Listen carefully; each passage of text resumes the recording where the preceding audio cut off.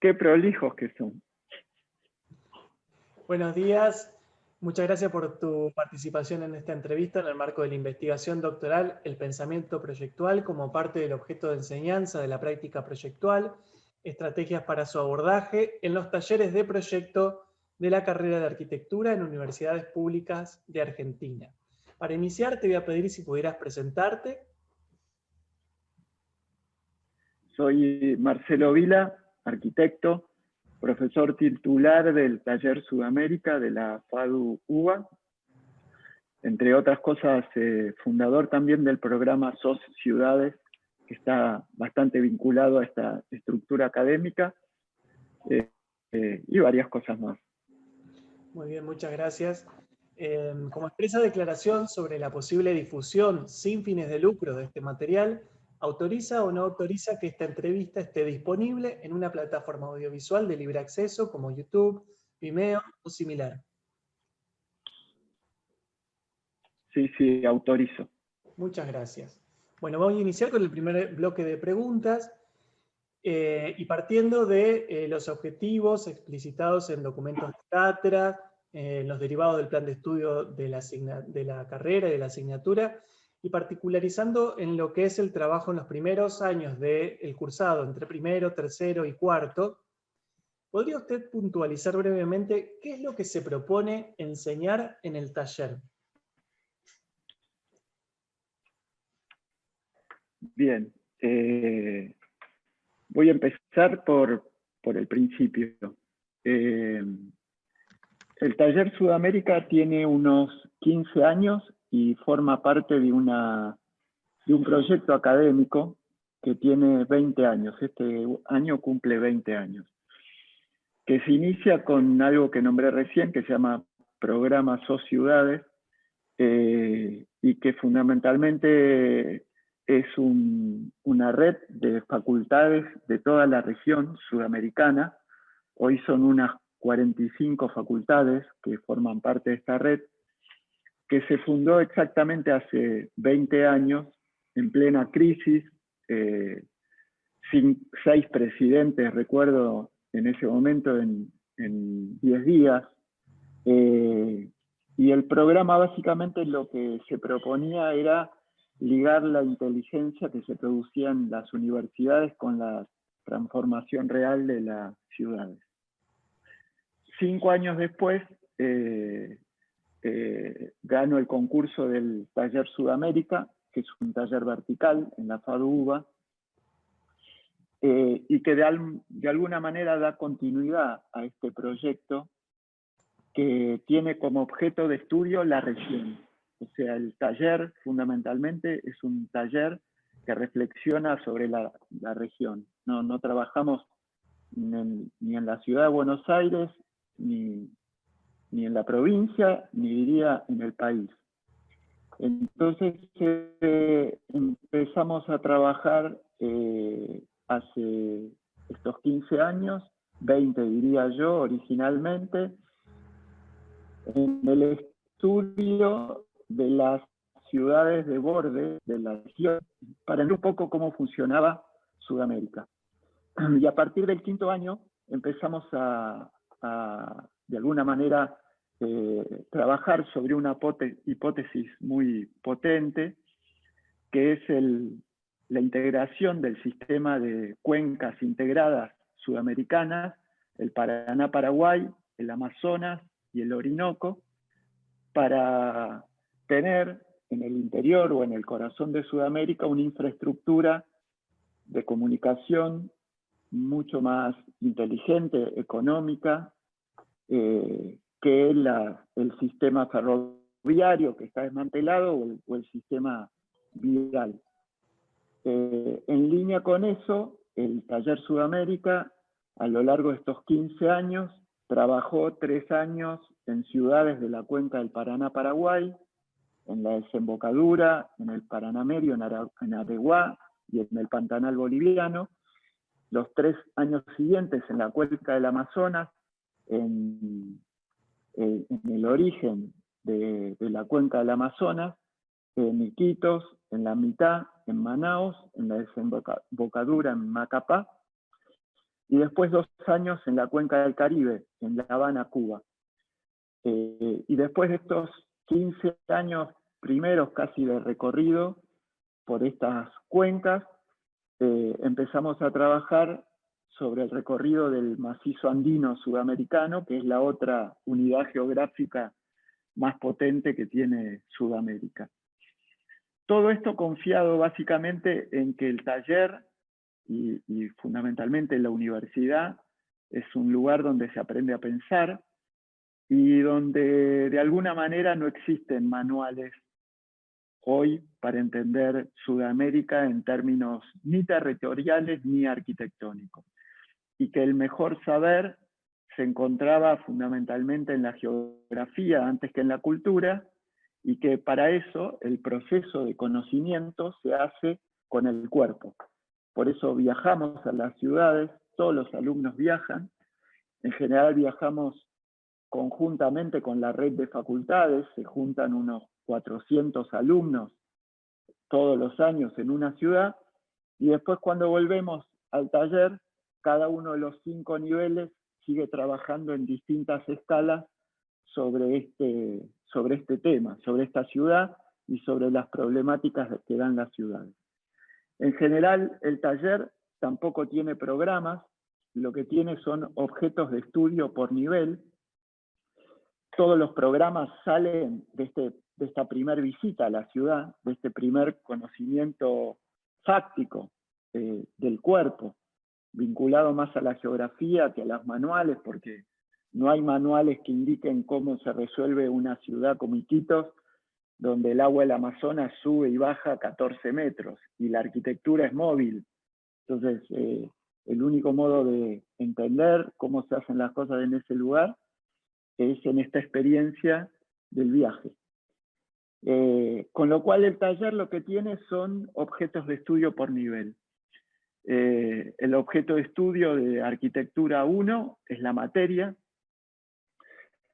La materia es una cuestión mucho más compleja que los ladrillos, el hormigón y el hierro, porque el primer material, como decimos nosotros, es la geografía, con lo cual cuando uno vuelvo al tema de Amazonas, la primera visión que construye la arquitectura es que el agua sube y baja 14 metros, con lo cual las ciudades, Iquitos es una ciudad que mitad está fija y mitad es móvil, sube y baja 40 metros, y la arquitectura también se mueve.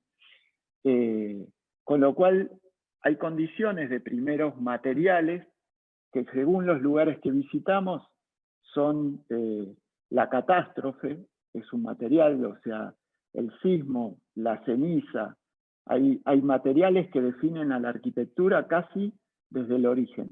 Y la relación con el suelo, con el agua o con el aire, la arquitectura en el Amazonas se cuelga, fundamentalmente para despegarse del suelo, que es imposible pisar porque se inunda y está lleno de animales, y en general se cuelgan las arquitecturas. Entonces, hablar del material no es hablar de las condiciones habituales que nosotros habitualmente inferimos. Por supuesto está el ladrillo, el hormigón, el hierro, pero hay muchísimos materiales que están vinculados a la geografía que aparecen en esta nueva condición. El objeto de estudio de arquitectura 2 es el espacio. Y acá de vuelta aparece una condición del espacio sudamericano que definitivamente tiene una nueva dimensión. Si algo caracteriza la comprensión de este continente es la potencia de su geografía. O sea, Sudamérica se explica por la potencia de su geografía, y el tamaño de la geografía y la dimensión de la geografía es absolutamente inédita, no existe en otros lugares del mundo. O sea, el tamaño de la selva amazónica, el tamaño de la cordillera de los Andes, que es el corredor montañoso más largo del mundo, o sea, las dimensiones de este lugar son inéditas. Con lo cual el entendimiento del espacio del espacio sudamericano, incorpora no solo el espacio interior, que es una cualidad obvia y evidente de la arquitectura, sino la dimensión del espacio exterior y su relación. El objeto de estudio de arquitectura 3 es el paisaje, entendiendo que la arquitectura básicamente es una operación de geografía. Digo, la arquitectura en este sitio debe nacer y converse de una operación geográfica. La geografía contiene mucho mayor saber que los manuales, que la cultura. La condición del clima, la condición del relieve, la serie de condiciones que propone el paisaje son determinantes en el hacer no solo de la arquitectura, sino de una operación saludable sobre el territorio. No sé, Buenos Aires es una ciudad radial montada producto de una acción cultural, ¿no? Que es básicamente un puerto que saca infraestructura, pero montada en una geografía que es una leve pendiente de cuencas paralelas. Entonces, esta ciudad radial montada en una estructura de cuencas paralelas es catastrófica, se inunda y no tiene solución. No tiene solución porque para construirse tapó el sistema de las cuencas paralelas. Entonces, la geografía, entendida en profundidad, definitivamente construye mayor saber para las ciudades y para la arquitectura. En diseño 4, el objeto de estudio es la infraestructura, las infraestructuras, que es de alguna manera un tema inédito en las facultades. Difícilmente en una facultad se estudie como tema durante un año las infraestructuras. Y definitivamente las infraestructuras son las que modifican el territorio. Las infraestructuras que no están en manos de arquitectos, lamentablemente, las contenciones de borde, costeros, las aperturas de ruta, los puentes, una serie de operaciones de escala que son las que en definitiva modifican sustancialmente el territorio.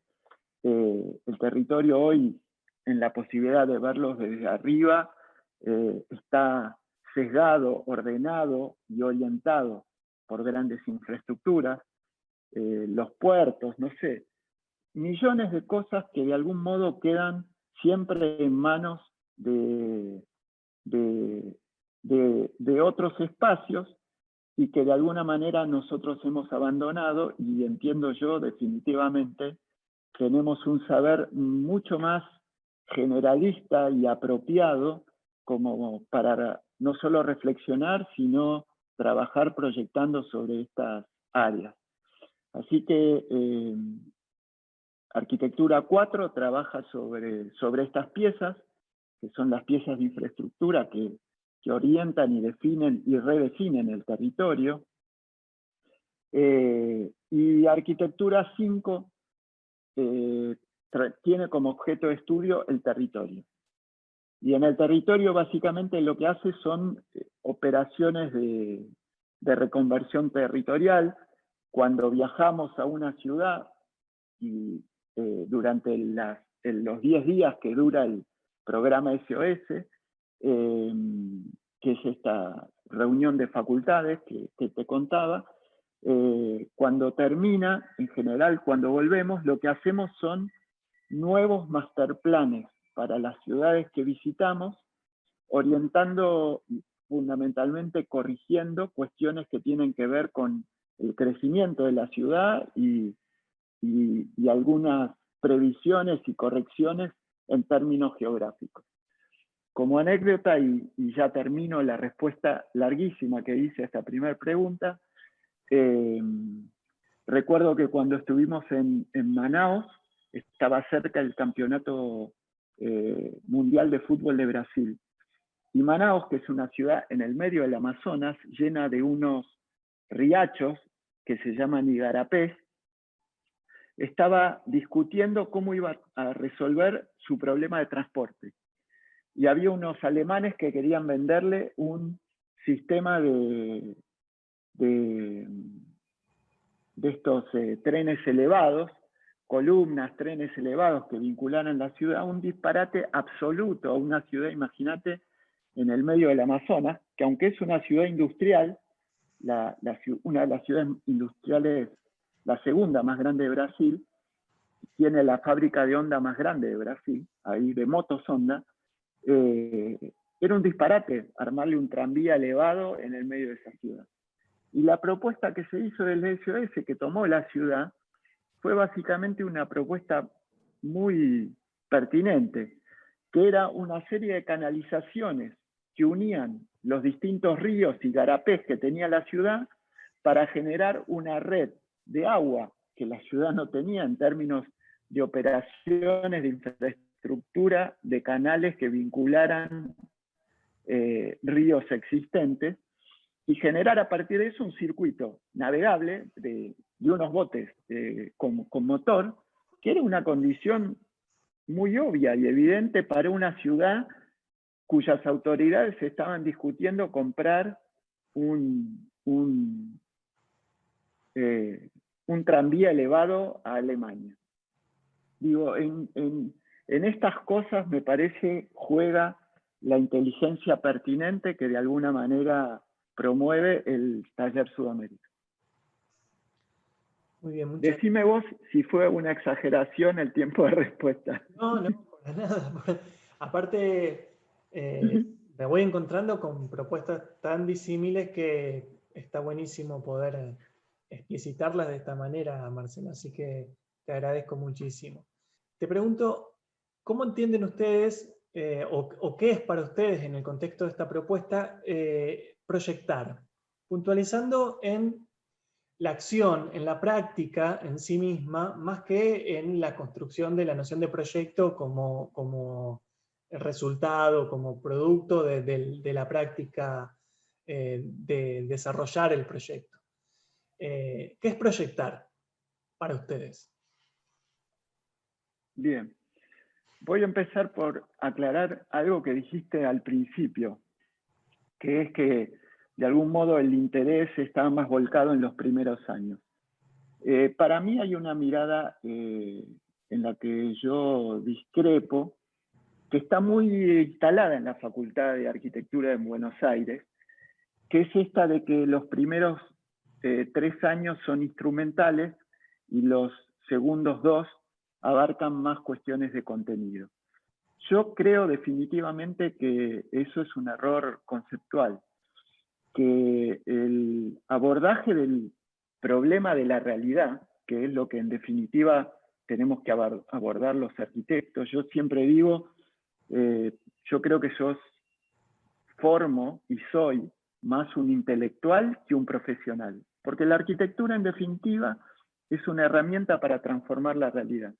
La universidad es el lugar donde uno aprende a pensar. Después las alturas de vigas, las alturas de dinteles, las relaciones funcionales, digo, son cuestiones instrumentales, son herramientas que uno de alguna manera promueve en su educación a lo largo de la carrera. Pero digo, hoy con la información disponible que hay en las redes, cualquiera puede en internet saber cómo se levanta una pared, cómo se calcula una estructura o una losa. Entiendo yo que el problema de hoy de la universidad fundamentalmente es enseñar o promover en los alumnos pensamiento crítico. La información está disponible y sobreabundante, y creo que el verdadero poder lo tiene el que tiene capacidad crítica para entender la información. En ese sentido, y por lo que te decía antes, yo creo que no se debe enseñar cuestiones instrumentales al principio y cuestiones de contenido al final. Yo, o por lo menos en el taller, se promueve que un alumno de diseño 1 entienda el problema de una ciudad el primer día, para después saber que cuando resuelve un problema material, el problema material que está vinculado definitivamente a una madera que flota, porque Iquitos se inunda y que Iquitos pertenece a una cuenca que es el Amazonas, y el Amazonas originalmente desembocaba en el Pacífico, todo eso hace a una mejor comprensión del uso de la madera en el encastre de una con otra. Entonces, lo que sucede en el taller, de algún modo, es que los problemas se presentan en forma completa. Y eso yo lo llamo un fenómeno de enseñanza simultánea. Todos los alumnos abordan los mismos problemas. La única diferencia que va a suceder es que los alumnos de diseño 1, cuando lean el libro, entenderán algunos párrafos. Y a medida que avancen en la carrera, se irán dando cuenta que del libro que leyeron y que entendieron algunos párrafos, el año siguiente van a entender otros, y el año siguiente entenderán otros. Pero todos leyeron el mismo libro entero, el primer día. O sea, significa que todos abordan la misma complejidad de problemas.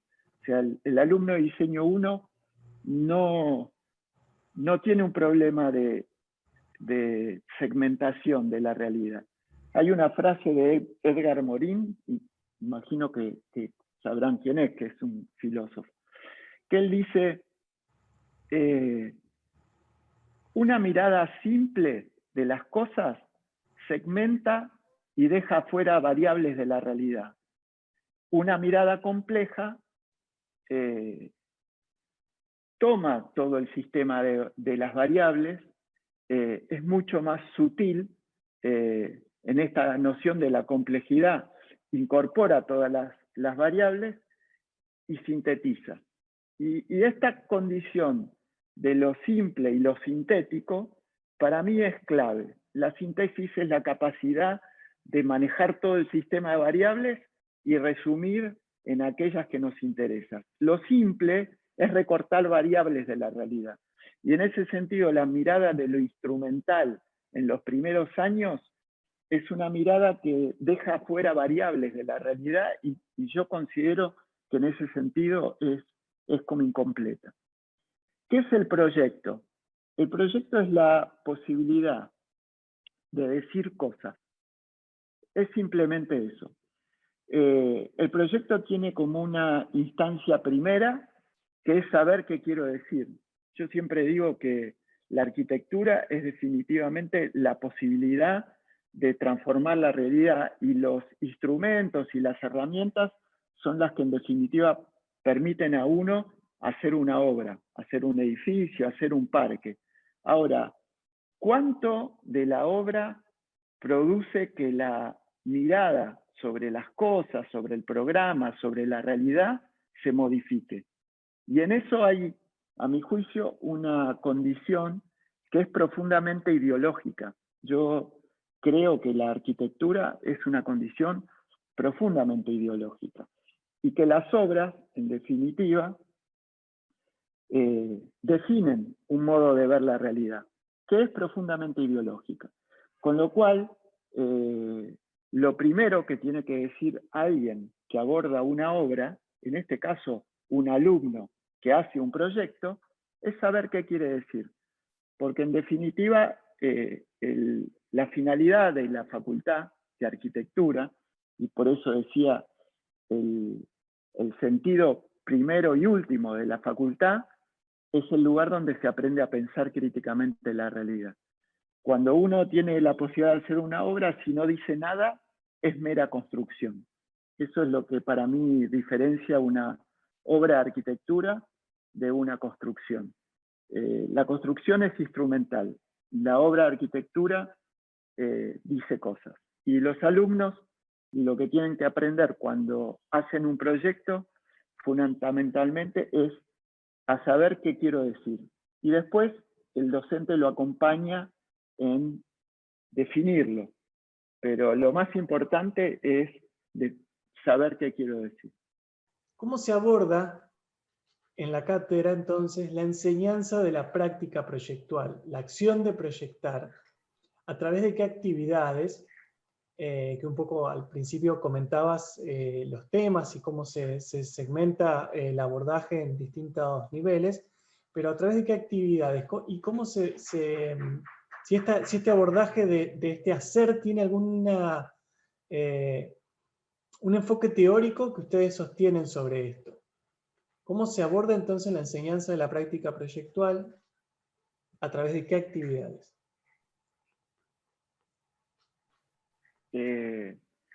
Como te dije en un principio, la práctica proyectual parte de una experiencia casi diría física, confiado fundamentalmente en la escucha del lugar. La escucha del lugar es la escucha de la geografía, por eso viajamos. Leemos menos y experimentamos más. Y experimentar más significa estar en relación con los lugares, con el clima, con la gente, con el sitio, y valernos de algunos, yo diría, como instrumentos que varían desde los distintos diseños, te diría. Y te voy a contar un abordaje de proyecto en 1 y un abordaje de proyecto en 5 para entender de qué manera esto se explica.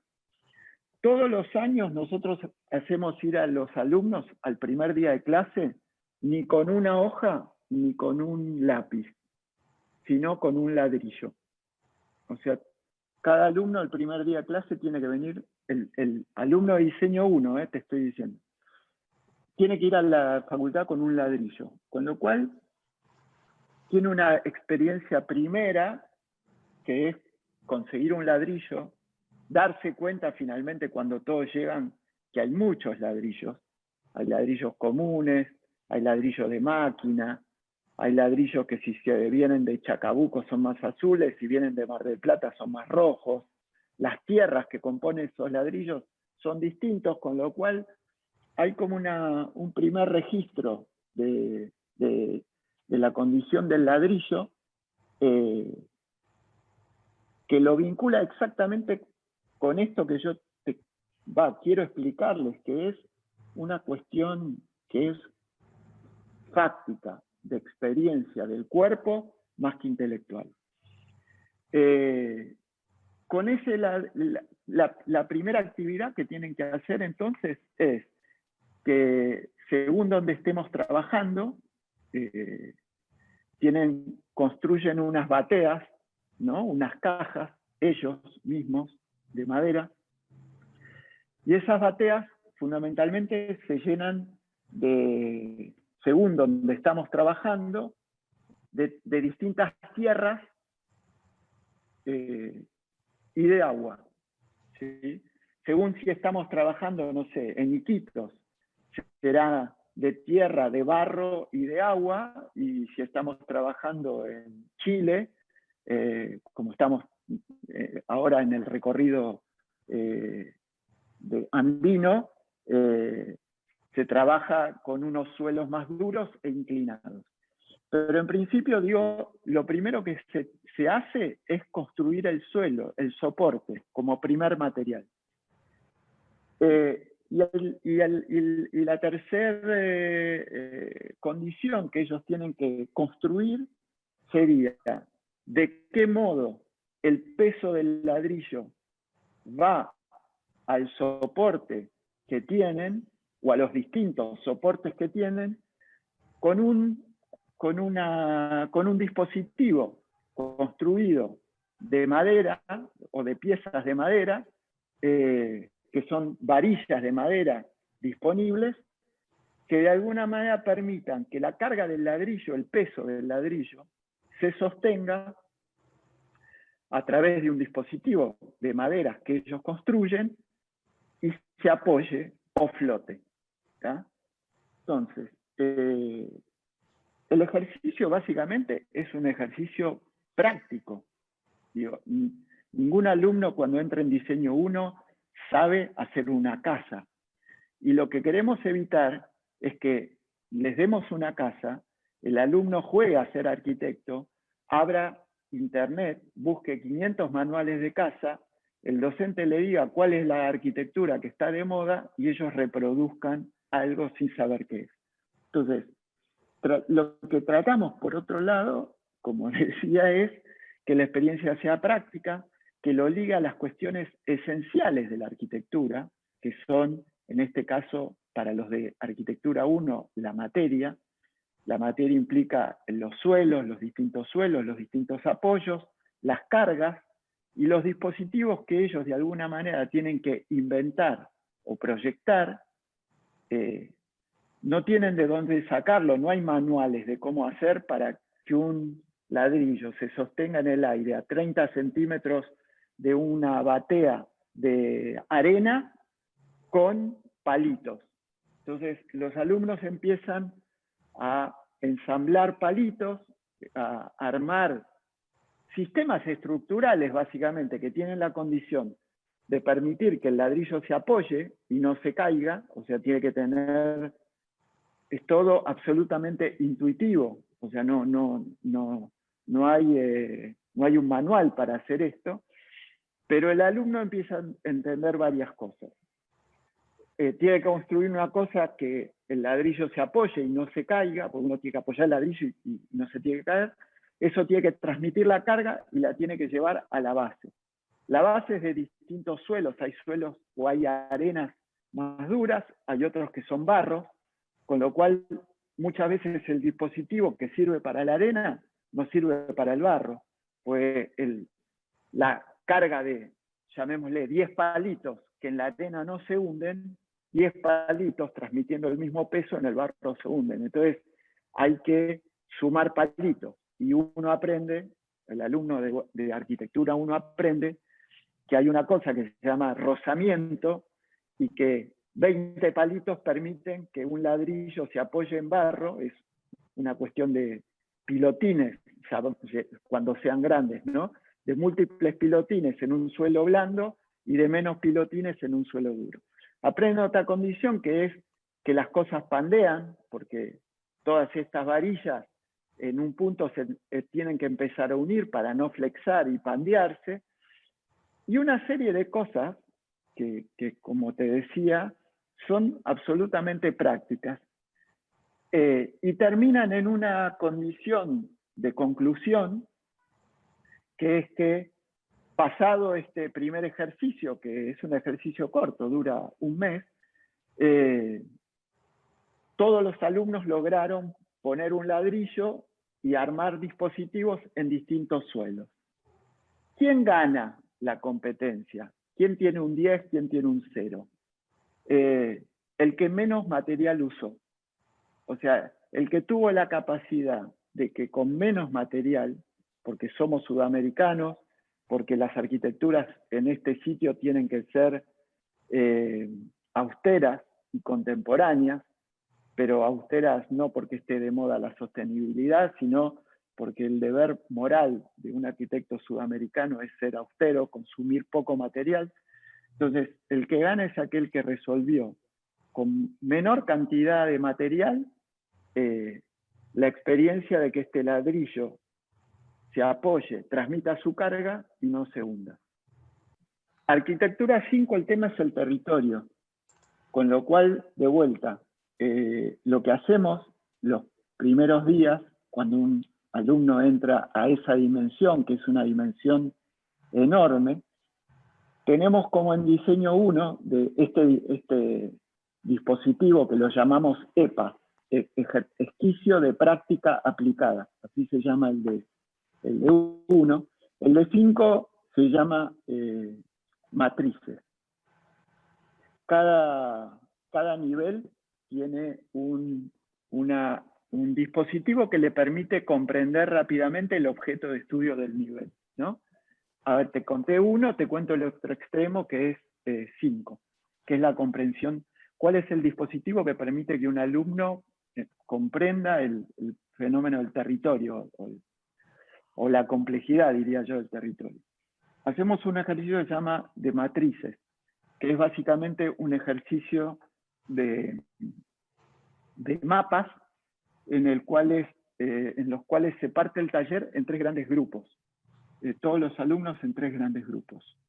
Un mapa que tiene que ver con la geografía, otro mapa que tiene que ver con lo urbano, y otro mapa que tiene que ver con lo económico o lo productivo. Y a su vez, cada uno de estas miradas, que son casi una especie de descuartizamiento en capas de la complejidad de la realidad, se parten cada uno en 3. La geografía se parte en mapas de agua, de verde y de relieve. El de urbanismo se parte en mapas de secuencias históricas de la ciudad, o sea, los mapas de crecimiento que tuvo la ciudad, los mapas del tejido y los mapas de enclaves, y los económicos se plantean en 3 conjuntos de mapas. Los mapas productivos, los mapas de infraestructuras y los mapas de núcleos ético-míticos, que son mapear aquellas condiciones no visibles que tienen las ciudades. Por ejemplo, no sé, te diría los mapas de los clubes de fútbol de Buenos Aires. Digo, o sea, condiciones que hacen al núcleo ético-mítico de la sociedad, y en los cuales, suponete, debe ser en Santa Fe igual, pero acá Buenos Aires tiene mayor complejidad, pues yo te digo, la cancha de Atlanta tiene un radio de alcance que define un barrio que es un núcleo ético-mítico, o sea, no está en ningún lugar el alcance que tiene la cancha de Atlanta, que a su vez hace límite con otra cancha, que es la cancha de, no sé, de San Lorenzo, de Huracán. Y después hay otras canchas, en términos del fútbol, que definen otros mapas, que tienen otros alcances, como lo de Boca, que no se circunscribe a la Boca, ni la de River, ¿no? Y así será en Santa Fe, imagino, con Unión, con los tatengues, ¿no? Sí, sí. Unión es los tatengues. Los tatengues y sabaleros. Y el Sabaleros, digo, debe haber mapas urbanos con alcances, y hay gente que vive equivocada dentro de áreas que no corresponden. Bueno, eso hace a esos mapas, solo te expliqué ese, porque los otros creo que son más evidentes. Entonces, ponemos todo el taller a trabajar en mapas, en este conjunto de 9 mapas, y lo que hacemos es que cada uno releve, construya esos mapas que no existen, en realidad no sé. ¿Dónde buscas un mapa de ríos de Buenos Aires? Hay ríos, está el Río de la Plata, están las cuencas a cielo abierto, y después están todas las cuencas subterráneas que te permiten entender, junto con la pendiente, que es el otro mapa, que Buenos Aires básicamente es una ciudad con un suave declive y una barranca de borde, y con los mapas de verde, que básicamente tienen que ver con una estructura de vegetación ribereña, no intrusada adentro, permiten entender, digo, a partir de todos esos mapas, cuál es de alguna manera el soporte, si nosotros logramos desmantelar esta ciudad, sacarle la cuadrícula obscena que tiene por arriba, cuál era la matriz de soporte que nos debería haber dado la primera inteligencia, que debería haber sido una ciudad con una estructura paralela al río, no cuadriculada, uniforme con la matriz radial. La de los otros mapas, que son las de la urbana, van dando otra secuencia, y de las económicas van dando otra secuencia. Y lo que hacemos después es cruzar los mapas. Cuando uno cruza los mapas y junta los grupos, primero hay una comprensión de por qué la geografía, el agua, la vegetación y la pendiente cuando yo estudié cada cosa en particular y me junto con mis socios, entiendo cuál es la lógica de esta agrupación. Después me junto con los de urbano y entiendo por qué hay 17 arroyos y ríos canalizados, porque la matriz de tejido dio que los taparan con manzanas y los caudales de agua desbordaran después y se inundara la ciudad por ese problema, y así sucesivamente. O sea, hay como una primer comprensión de la unidad de estudio, geografía, urbano y económica, y después unos cruces que cuando uno definitivamente cruza todo, termina de entender en toda la complejidad del territorio, digo, ¿por qué Buenos Aires termina siendo Buenos Aires en relación al país? La estructura radial, la cabecera de un puerto obsoleto, y toda la matriz de una ciudad en torno a esa, y puede incorporar incluso discusiones que tienen que ver con los paradigmas futuros. Por ejemplo, que hoy la Nación está discutiendo el corredor bioceánico que va a salir por Catamarca y San Juan, que es el tren Belgrano Carga con puerto en Chile, una nueva puerta, Sudamérica que se ha dado vuelta, que tenía cara al Atlántico y ahora tiene cara al Pacífico, y el rol que va a tener esta nueva puerta en el país, que en principio sería Catamarca La Rioja, con el ferrocarril Belgrano Carga saliendo por ahí, que ya tiene financiamiento chino para ejecutarse, y una puerta al mundo del futuro, que no es el mundo del Atlántico de Europa, sino es el mundo de Euroasia por el Pacífico, y un Buenos Aires que tiene que repensarse porque tiene la cabeza en el lugar equivocado, ¿no? Entonces, uno entiende cuál es el mapa actual e incorpora de alguna manera los nuevos desafíos. Marcelo, te consulto, y en ese nivel, ¿cuál es la acción de proyecto que luego concretan los estudiantes? Un master plan o un nuevo proyecto para la ciudad. Para toda la ciudad. Para toda la ciudad. O sea, en realidad lo que hacemos es el grupo de arquitectos, el grupo de alumnos de 5, no son arquitectos, pero son casi arquitectos, el grupo de alumnos de 5 trabaja con masterplanes sobre la ciudad. Entonces, lo que en general se hace es, cuando se hace el SOS, que es estos 10 días de trabajo intenso sobre este lugar con los 400 grupos, se vuelve con un montón de, casi te diría, hipótesis. Y en esa vuelta de las hipótesis se definen proyectos particulares sobre la ciudad. El conjunto de esos proyectos particulares rearman un nuevo proyecto urbano para la ciudad. Este año, por ejemplo, estamos trabajando en Córdoba. ¿Por qué en Córdoba? Porque, por dos razones.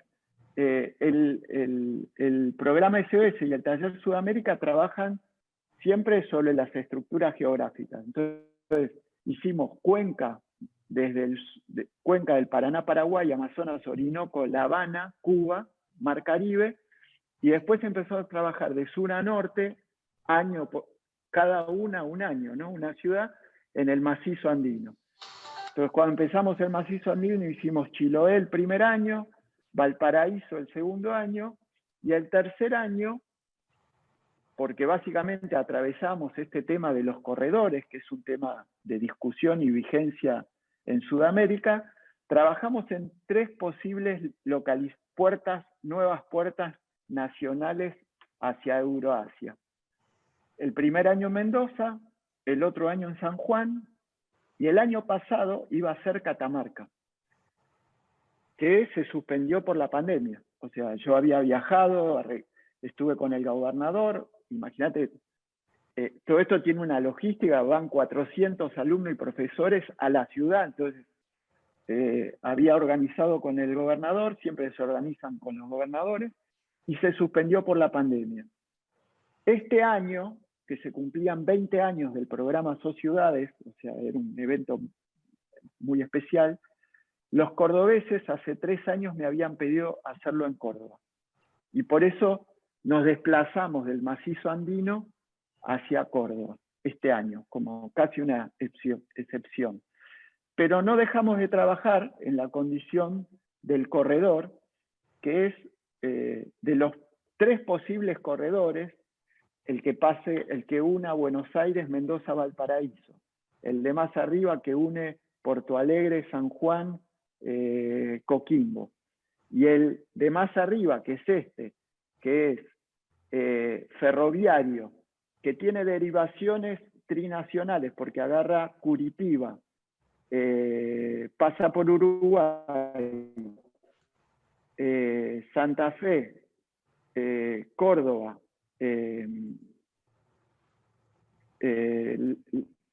Catamarca, La Rioja, Atacama, Chile.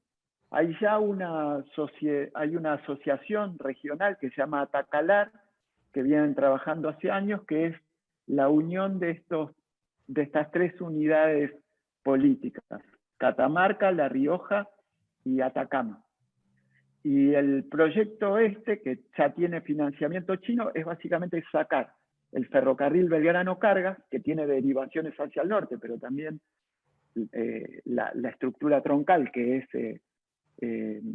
Buenos Aires, Rosario, Córdoba, Catamarca, Chile. Hay financiamiento para hacer estos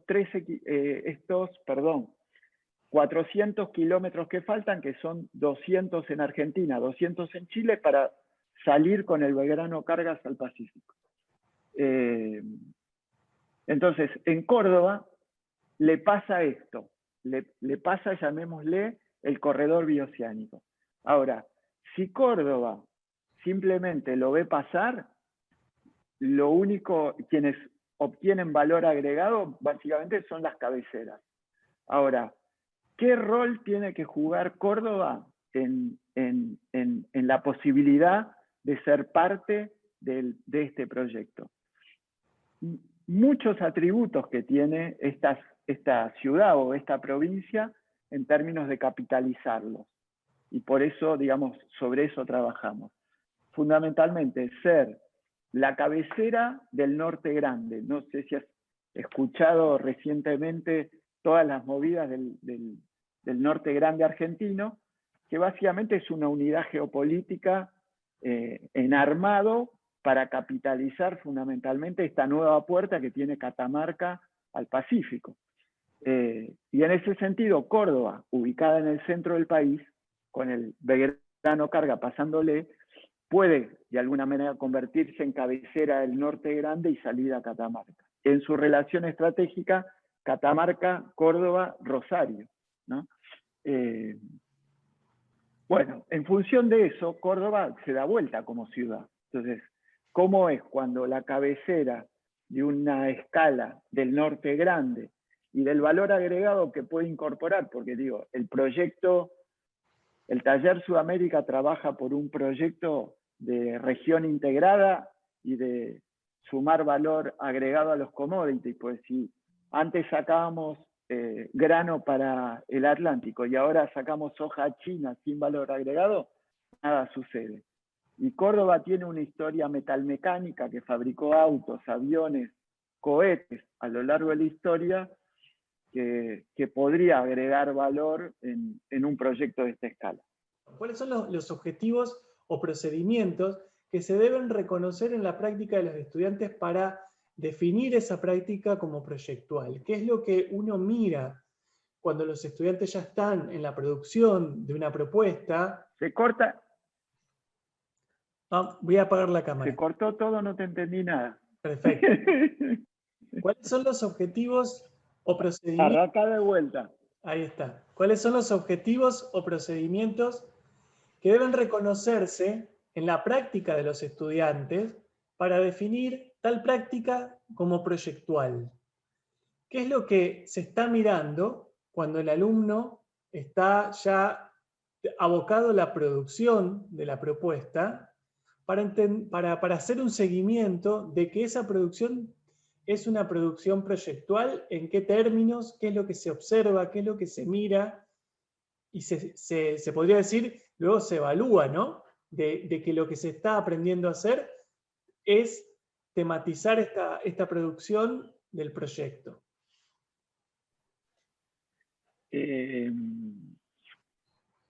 Bien. Voy a dividir en, yo diría, como cuatro observaciones o cuatro escalas en las cuales de alguna manera dividimos la observación del proyecto, y en general lo que hacemos es como sistemas de etapas o de correcciones de etapas en el taller. Yo diría que las cuatro etapas en las cuales se parten los proyectos, y cada una de ellas tiene como unas especies de correcciones, en general colectivas, las correcciones, tienen que ver primero con esta primera etapa, que era, casi te diría, sin lápiz y sin papel, que tiene que ver con definir qué es lo que quiero decir. Cuando me enfrento a la posibilidad de un proyecto concreto, de una escuela, de cualquier programa, es definir qué quiero decir. ¿Qué quiero decir? Significa que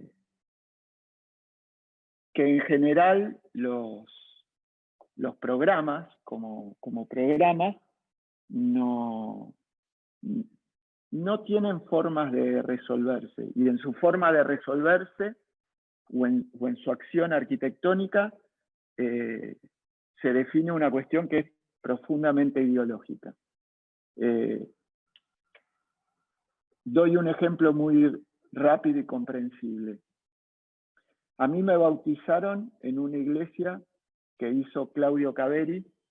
Mi papá era un albañil, no es que fuera un arquitecto sofisticado, pero de casualidad o de no sé qué, me bautizaron en una iglesia que hizo Claudio Caveri, que es una iglesia que tiene altar en el medio y la gente alrededor. Cuando la mayoría de las iglesias tienen el altar en el fondo y la gente mirando. Ya.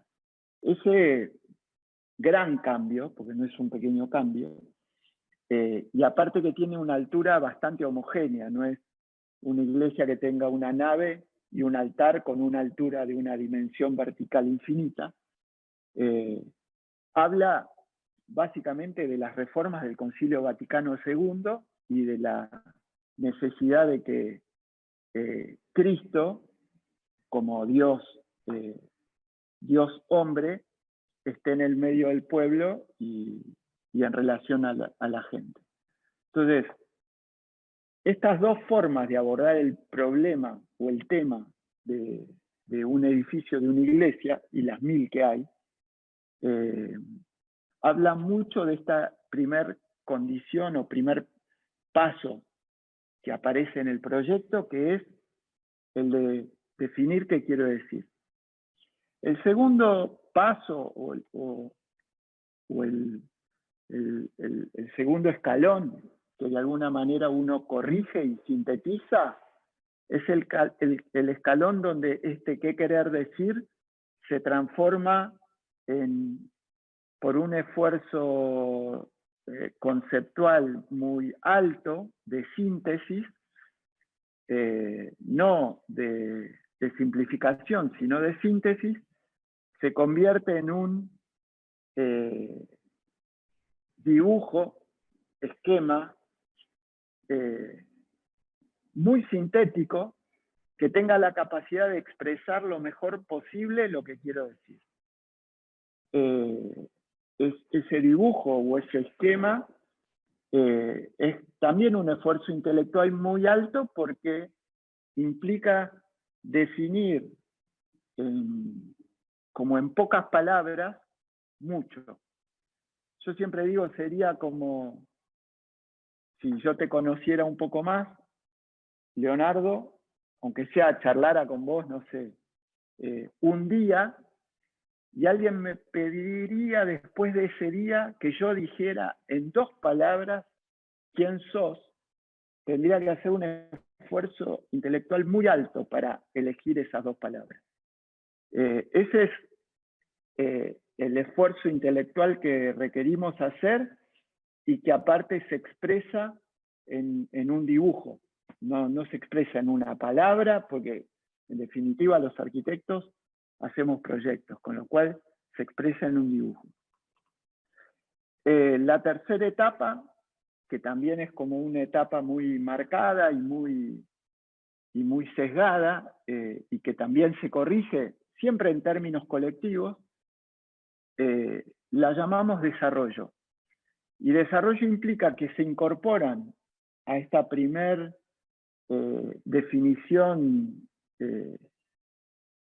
esquemática, que es síntesis de la idea de lo que quiero decir, se incorporan todas las variables que incorpora la arquitectura.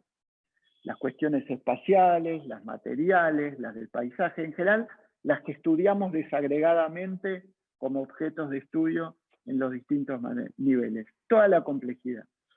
Digo esto porque en la formación actual de las facultades de la arquitectura y en esta cuestión de la sobrevaloración de la imagen que hoy tiene, no la arquitectura, la cultura en general, se le entran los proyectos desde una cuestión absolutamente segmentada, ¿no?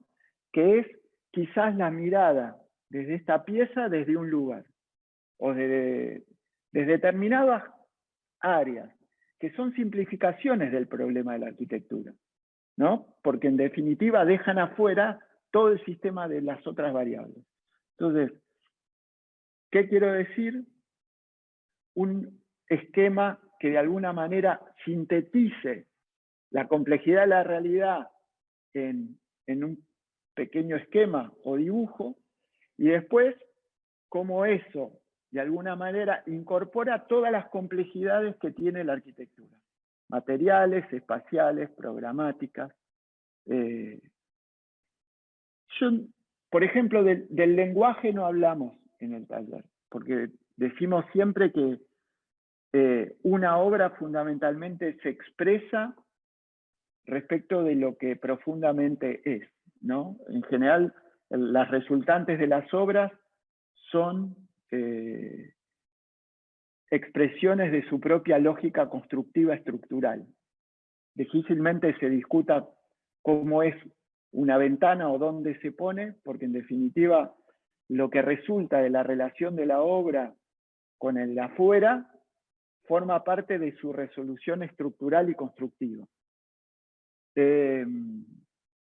Y por último, después de casi como sería el abordaje, el inflado casi de esta especie de síntesis en un proyecto más complejo y que abarca todas las complejidades que tiene un proyecto en términos de lo que te iba diciendo, la última es la presentación, o sea, la comunicación de esto, que también es una cuestión absolutamente ideológica, ¿sí?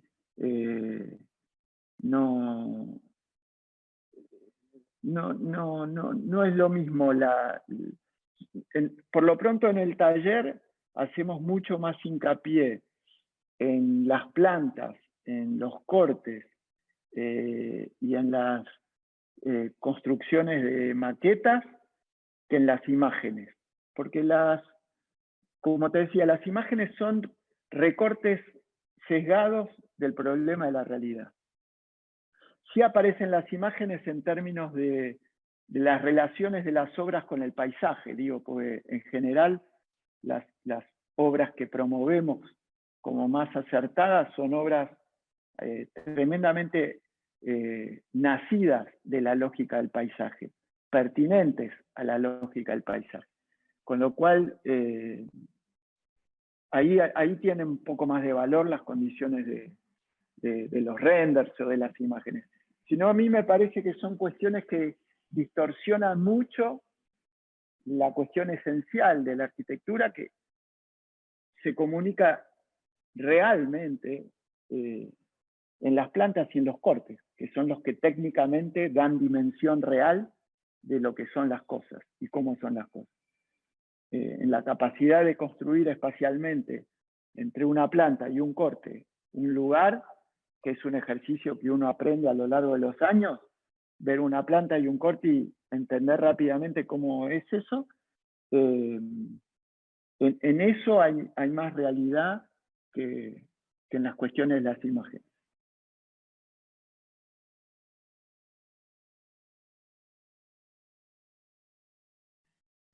Ahora sí, pasaríamos a la segunda parte del bloque de preguntas. Quedan unas 4 preguntas para hacerte. Dale. ¿Qué entendés o qué se entiende en el marco de toda esta discusión que venís planteando, comentando, por pensamiento proyectual? ¿Qué entiendo por pensamiento proyectual? Poco. Perdón, pero o sea, lo entendería como pensamiento arquitectónico, y ahí podría hablar de lo que yo creo respecto de la arquitectura. No deben ser cosas muy distintas a todas las que vine diciendo, diciendo hasta ahora, ¿no? Diciendo hasta ahora. No son muy distintas a las que vine diciendo. Me quedó solo una cosa colgada de antes, que siempre te hablaba de las correcciones colectivas, ¿no? De estas etapas, que es un ejercicio que habitualmente hacemos, o que no sé si vendrá una pregunta después, pero que me parece importante, que es la construcción de conocimiento en la universidad. Es más inteligente si es colectivo que si es individual.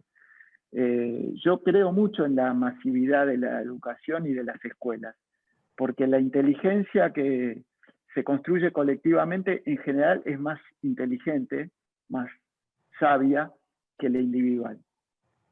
Entonces, en estas correcciones de estas escalas o de estas etapas, lo que en general hago yo o hacemos los profesores son familias. Debe ser algo que por ahí ustedes lo usan, pero yo uso mucho la de agrupar proyectos por familias, porque eso permite, por un lado, hacer correcciones masivas de un mundo operativamente más inteligente, pero fundamentalmente asociar proyectos que pertenezcan a familias equivalentes y que de alguna manera permiten en su complementariedad enriquecerse mutuamente, o sea, ponerse en acción juntos. Entonces es como algo evidente que trato de hacer todo el tiempo, es armar familias en las distintas escalas, en las escalas de las ideas, del qué quiero hacer.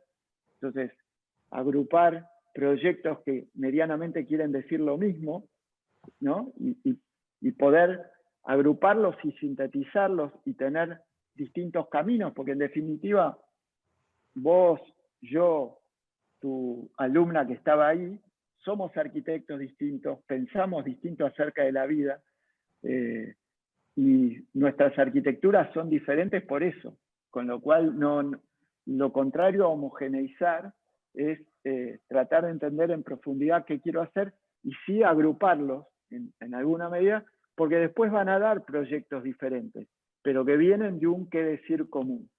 Y eso se logra en estas acciones colectivas. Me había dicho que era ¿Qué era el proyecto? ¿Qué entendés por pensamiento proyectual en el marco de la enseñanza de la arquitectura, ¿no? En esta instancia en la que estamos formando estudiantes. ¿Qué se entiende cuando uno habla de pensamiento proyectual arquitectónico o en la arquitectura? No, no sabría qué decirte. Entonces la pregunta siguiente era si podíamos pensar en caracterizarla, en darle algunos rasgos a esta idea de pensamiento proyectual. Yo creo que de alguna manera lo venís haciendo y lo trabajás en las actividades que abordan en el taller. Y la pregunta era si hay una enseñanza posible, ¿no?, que abordara este desarrollo de este pensamiento proyectual.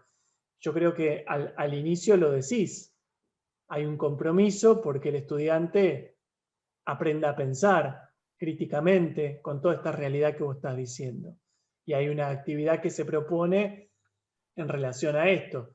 Estoy haciendo conclusiones que no es la idea de hacerlas en este momento, pero justamente para salir de la trampa de tirarte una pregunta tan recortada y sí reconocer de que hay unos abordajes en esto que decís. Pasando a una instancia final, breve, son 5 o 6 preguntas que intentan ser como una reflexión o una revisión de lo que comentás que hacen, para que me comentes también brevemente cómo son ciertos abordajes que se atraviesan en esta enseñanza. ¿Cómo se aborda, por ejemplo, la problematización que organiza la práctica proyectual? ¿Cómo se instruye a los estudiantes en reflexionar en un pensamiento crítico que es el que va a orientar y guiar la práctica del proyecto?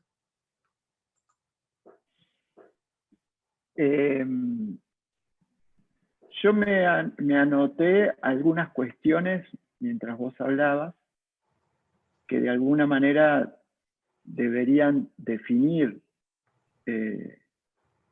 o sintetizar un poco qué es este taller.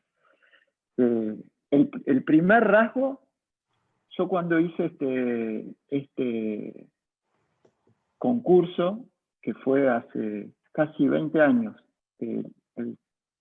entre que hice el concurso y se puso en marcha, no había una sola cátedra en la Facultad de Arquitectura que no tuviera el título cátedra y nombre de su titular. Cátedra Solsona, Cátedra Sánchez Gómez, cátedra. Con lo cual, una de las primeras cosas distintivas que tuvo el Taller Sudamérica como taller, hace 20 años cuando concursé esto, fue que en vez de cátedra se llamaba taller. Que esto tiene que ver básicamente con una condición en el nombre, de entender que nadie enseña nada al otro, que sería una cuestión catedrática, sino que todos construimos conocimiento en un ámbito más horizontal. Y esto es genuino, es así, no es una cuestión de marketing. Yo creo definitivamente que la inteligencia se construye colectivamente. Y el otro rasgo, que era que en vez de ser vila, cátedra vila, taller vila, se llamara Taller Sudamérica.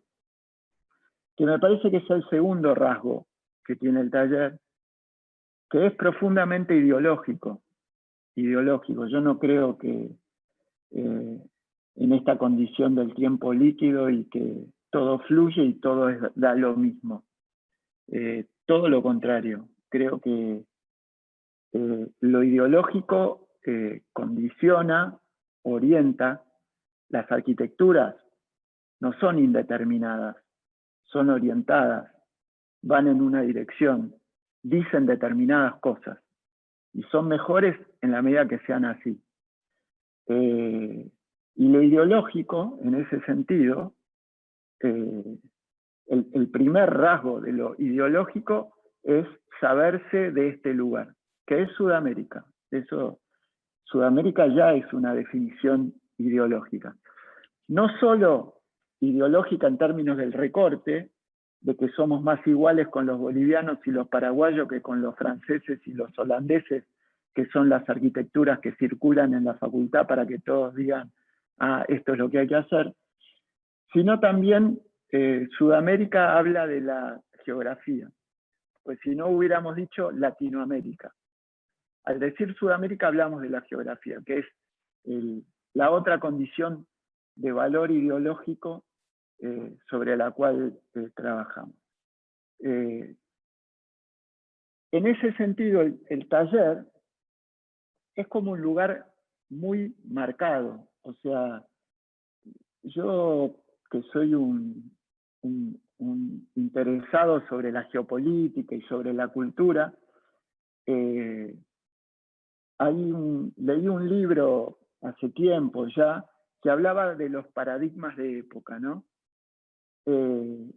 Y decía que si en el siglo pasado la condición del paradigma era, de la década pasada, la condición del paradigma era reconocer la sociedad en segmentos y de alguna manera producir productos para determinados segmentos, la condición de la década actual o del siglo que ha comenzado, básicamente, es que la sociedad, en términos de la sobreinformación y la interconectividad, tiene acceso a muchísima cantidad de cosas.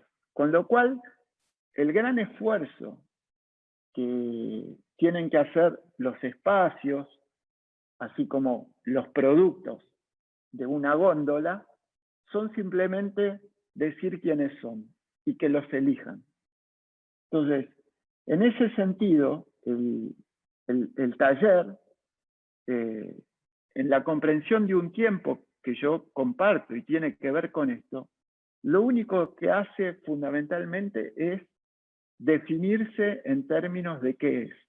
Muy marcadamente, para no confundir, para no ser mal elegido, para, en definitiva, saber que es un espacio fuertemente colectivo y fuertemente comprometido con la transformación de este sitio. Y todos estos rasgos, que de alguna manera, como te fui enumerando, ¿no?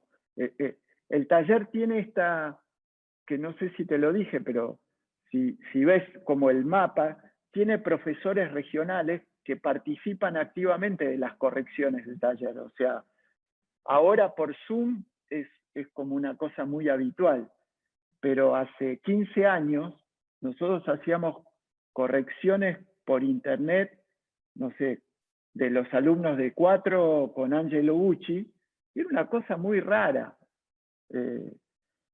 pero que tiene que ver con esto, con que solo es posible construir esta inteligencia sobre la región con la participación activa de gente que viva en este sitio, en esta condición de la que hablaba al principio, de que solamente es posible hacer buena arquitectura y hacer buenas ciudades poniendo el cuerpo. Poniendo el cuerpo es en un modo de comprensión fáctico, no intelectual. Pero la siguiente pregunta, creo que cuando describiste el trabajo del nivel 5, tiene que ver con esto, que es cómo se fomenta la posibilidad de integrar variables. Y creo que ahí la respuesta ya está dada, ¿no? Hay un trabajo que vos describís de la secuencia del ejercicio, de la producción de la información, de los cruces que se generan después, que tiene que ver con esto. En ese cómo me lo contestaste antes. Y un poco lo anterior también lo habías contestado al principio. ¿Y cómo se favorece el desarrollo procesual y progresivo durante el proyecto? ¿Cómo se evitan estas cuestiones que también abordaste con el problema de la imagen y el valor de la imagen por sobre otras cosas? ¿Cómo se puede trabajar con el estudiante para que comprenda el valor del proceso en el desarrollo del proyecto? Sí. Antes de contestarte eso, te voy a completar una cosa de antes. Sí. Que tiene que ver con el abordaje de la realidad. El abordaje de la realidad. Yo no confío mucho en los métodos elaborados previamente para abordar la realidad, que en este caso sería un cuestionario elaborado previamente igual para entrevistar a distintas personas. Porque seguramente no es abarcativo, es simplificador. Y vos tenés que hacer como un esfuerzo intelectual para decodificar de todo lo que yo digo, qué encaja o no en determinadas preguntas, ¿no? Yo digo, lo más saludable cuando uno viaja a una ciudad, no viaja con un manual abajo del brazo y de alguna manera aplica el modelo de comprensión.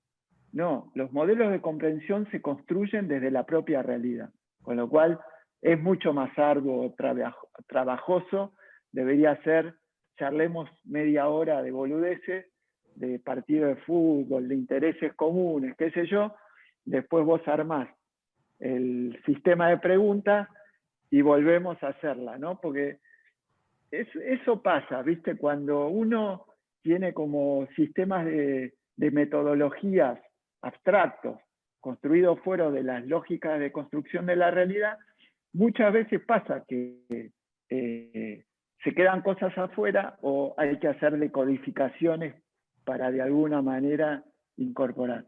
Porque seguramente hay cosas como yo te dije en algún momento, no sabría qué responderte respecto de eso, porque es como, no entiendo, no entiendo. Solo quería, porque es como una discusión que tenemos mucho dentro del taller, que en general es muy difícil intelectualmente entrar desnudo al abordaje de un problema. Es muy difícil porque en general cualquier alumno, cualquier persona pide qué libros puedo leer, qué ejemplos puedo consultar, qué metodologías puedo aplicar. Y la experiencia a la cual inducimos a los alumnos y a los profesores, y nos inducimos nosotros, porque la condición del viaje es muy extrema. Un día estás con agua que sube y baja 14 metros, y otro día estás en una ciudad que se te mueve el suelo y te tapa de ceniza y lava, o se incendia, como Valparaíso. Y otro día estás en una roca en el medio del Caribe, como es La Habana, Cuba, que estuvimos trabajando 2 años. Entonces, el mejor modo de comprender en profundidad las cosas es ir desnudo, yo digo, ¿no? Y armar el propio sistema de comprensión o de metodología de organización a partir del contacto con la realidad, ¿no? Los modelos de comprensión se arman en función de la lógica de lo real, no son previos, porque si son previos son abstractos y dejan afuera partes de la realidad. Bueno, solo quería decir esto que se me mezcló con la charlita. ¿Me repetís lo último? Sí. ¿Cómo se trabaja con los estudiantes, justamente poniéndolo en la tónica de lo que estás comentando incluso? ¿Cómo trabajan ustedes para favorecer esta progresividad y el valor de lo procesual para el proyecto, ¿no? Por estos problemas que tenemos de quizás saltos a veces que se dan con esta fascinación por la imagen, por ilustrarte algo, ¿no? De ir primero a eso y no justamente demorarse en la comprensión previa, demorarse en el desarrollo que lleve a una producción consciente del proyecto. Bien. Está todo muy pautado en las ejercitaciones y tienen fundamentalmente que ver con correrlo de los lugares comunes que en general hay en las mayorías de los talleres o de las cátedras, y llevarlos a estos lugares que son más de esencialidad, ¿no? Por ejemplo, de los trabajos del EPA en diseño 1, de esta primera aproximación en relación al material que te contaba, los segundos ejercicios no pasan directamente a ser ejercicios programáticos. Siguen trabajando con la materia y con el material, pero ya incorporando construcción espacial. O sea, hay unas primeras definiciones espaciales que se aproximan más a la arquitectura que la anterior, que era básicamente un dispositivo de traslado de carga a un suelo o a un agua para que flotara. Se aproximan más, pero sin tener programas todavía. Y básicamente trabajan sobre condiciones espaciales, que es también físicamente, ¿no? Con piezas de construcciones en un suelo, construyendo espacialidades. Espacios de grandes luces, espacios de pequeñas luces, agrupamientos, también confiando en que la arquitectura, la experiencia de la pandemia nos dio que un gimnasio es un vacunatorio, ¿no? Y que ese mismo gimnasio vacunatorio el día de mañana se celebra una misa.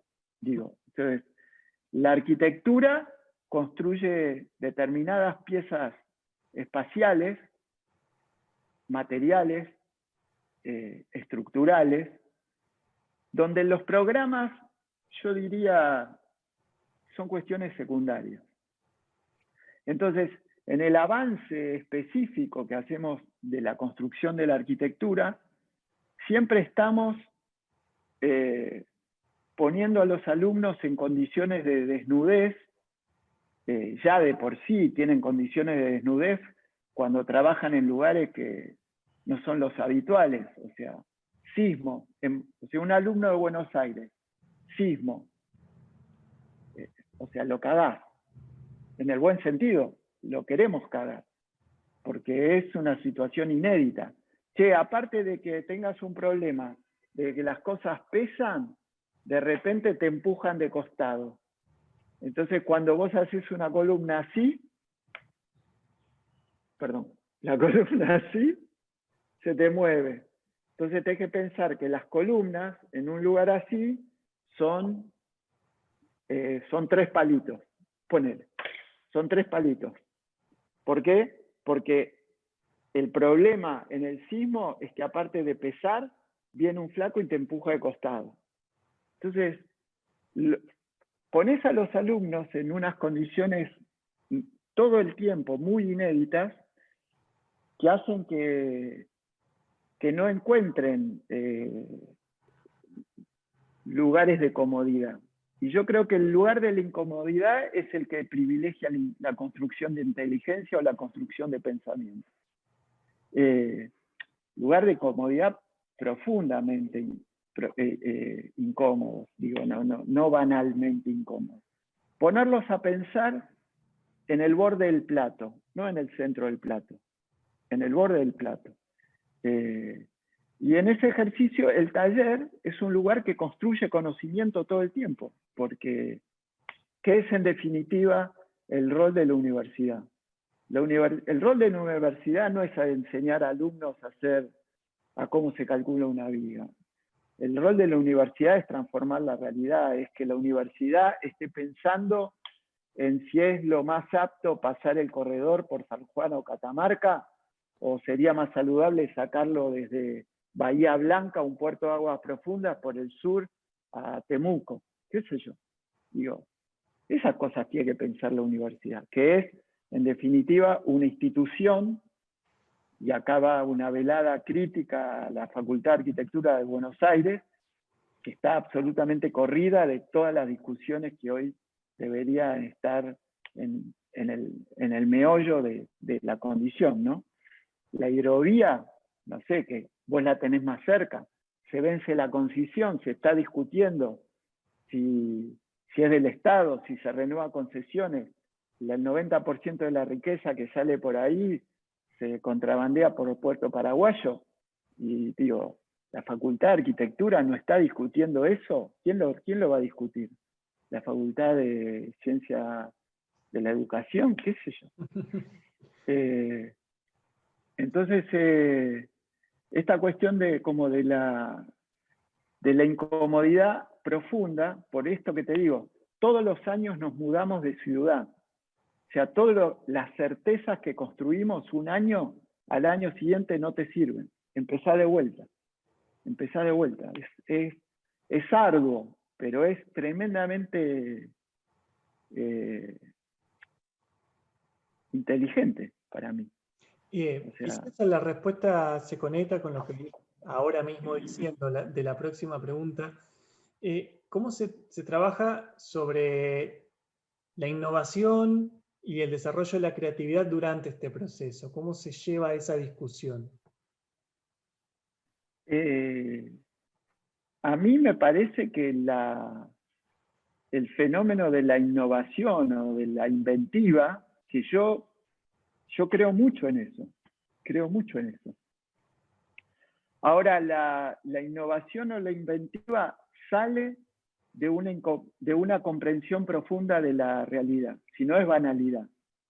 Yo siempre digo que en las relaciones con la realidad, una la puede abordar a la realidad desde distintas relaciones, ¿no?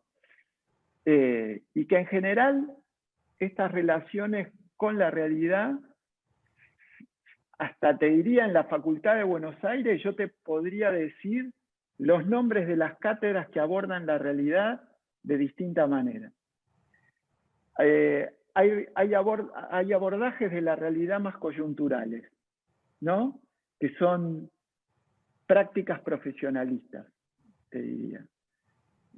Dotan a los alumnos de determinados instrumentos para llevar adelante la práctica de la arquitectura, ¿no? Debe haber en Santa Fe o en Rosario cátedras profesionalistas, ¿no? Me parece que es un abordaje de la realidad en alguna medida, yo no lo llamaría pasatista, porque pasatista sería otro modo de abordar la realidad. Pero yo diría superficial o liviano, ¿no? Y yo creo que está muy instalado este modo, ¿no? A mí lo que, o yo en lo que más creo, es que la propia realidad da los datos de innovación o da los datos de inventiva. Yo siempre digo, la escasez, lejos de ser un impedimento, es una posibilidad, la escasez. O sea, tener la posibilidad de estar 3 días encerrado en un cuarto, mirando un pasto, y yo creo que después del cuarto día entendés la composición orgánica y el átomo del pasto, ¿no? O sea, la profundidad sobre las cosas tiene que ver con una mirada profunda sobre la realidad. Entonces, en ese sentido, yo creo que cuando uno aborda el problema de la realidad en profundidad y entiende el problema de la realidad en profundidad, lo que aparece, por lo menos en términos de la arquitectura, es la innovación o es la capacidad de inventar o transformar. como ejemplo, los precolombinos, hacían en los hoyos de tierra, ¿no? Cuando uno va a Perú y ve todo no sé si tuviste oportunidad de ir al Cusco. Hay unas obras maravillosas de paisaje, no sé, los nombres me olvidé, Ollantaytambo, bla, bla, bla, ¿no? Que no solo son básicamente las más obvias y evidentes, pero hay una, por ejemplo, que es un gran pozo casi cónico, gigantesco, no sé, debe tener diámetro 100 metros hacia el fondo de la Tierra, todo aterrazado y con una rampa que va bajando, ¿no? Y que en realidad lo que hacían en esa pieza, no sé si eran los incas o los aztecas, era estudiar el cultivo del maíz en distintas situaciones de clima y de fríos y de profundidad. O sea, hacían como una gran heladera, llamémosle, a cielo abierto, con una boca que estaba más en relación con el exterior, que recibía sol y qué sé yo, con un pozo que lo que hacía era transformarse como una especie de heladera a cielo abierto, y probar cultivos en distintos escalones, a distintas temperaturas y a distintas incidencias solares. Entonces, ese grado de inteligencia magnífico, que proviene fundamentalmente de la escasez de recursos, porque eso se habrá hecho con cantidad de hombres y con unas palas, digo, y en una comprensión profunda de las posibilidades que daba el suelo o el territorio. Entonces, ligado a lo que te contaba antes, yo creo que someter, aunque suene una palabra rara, es así. A todos los docentes, a mí mismo, número uno, a los docentes y a los alumnos, a problemas de escasez o a problemas de desnudez o a problemas de faltas de bibliografías, los vuelve más inteligentes en la generación de soluciones pertinentes, que es una palabra que yo uso mucho, pertinentes a los sitios, que tienen en cuenta las materialidades pertinentes, porque generalmente son recursos disponibles ahí al ladito, las arquitecturas más pertinentes en relaciones a los climas, sus muros, sus aberturas, sus inclinaciones de techo, sus acumulaciones de agua, todas las cuestiones que tiene que hacer inteligentemente una arquitectura, más allá de resolver después problemas específicos, porque las arquitecturas trascienden a los programas específicos. Y también uno tiene que aprender a resolver, en mi caso, el Centro de Justicia Santiago, que tiene 4 circulaciones distintas. Presos que no se tienen que cruzar con jueces, que no se tienen que cruzar con público, que no se tienen que cruzar con testigos. Y es un quilombo eso. Y fue una locura resolverlo. Pero ese edificio tiene un valor más allá de que no mezcle las circulaciones. Bueno, en la escasez yo creo que está el secreto de la inventiva y la inteligencia. Bueno, Marcelo, muchas gracias. Perdón, sí. Solo digo, en la escasez entendida como valor, ¿no? Sí, porque sí. la escasez entendida como limitación, no, digo, cagamos, no nos lleva a nada. Bueno, Marcelo, solo decirte que en este momento voy a dar por cerrado el registro de la entrevista y te le agradezco mucho tu participación hasta acá.